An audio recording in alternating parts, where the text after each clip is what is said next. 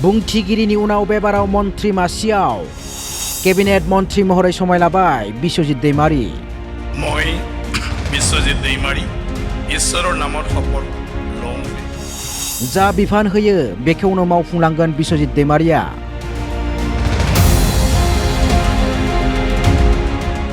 Doctor Himanta बिश्वशर्मानि मन्त्रि आफादखौ आबुङै दाफुंबाय।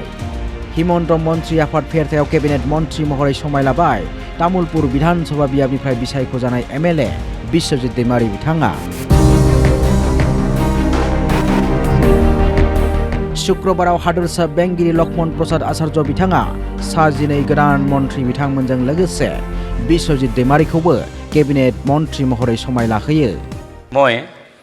মই বিশ্বজিৎ दैमारी ঈশ্বৰৰ নামত শপত লওঁ যে বিধিৰ দ্বাৰা স্থাপিত ভাৰতৰ সংবিধানৰ প্ৰতি মই প্ৰকৃত বিশ্বাস আৰু অনুগত্য পোষণ কৰিম।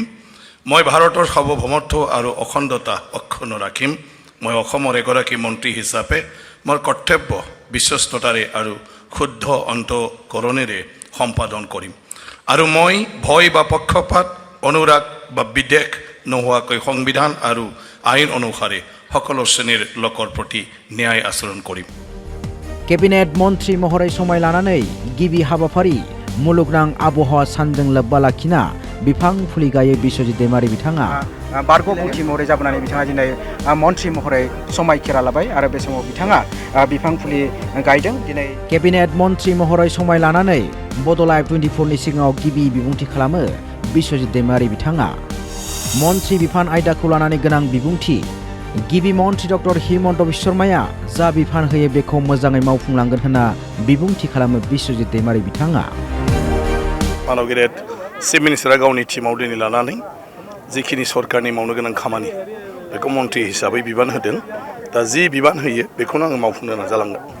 फारसेथिं बिथांनि मन्त्रि मासि मोननायाव अनसुलि बिसि मीना ब्रह्म दैमारीया गोजोननाय फोरमायदों।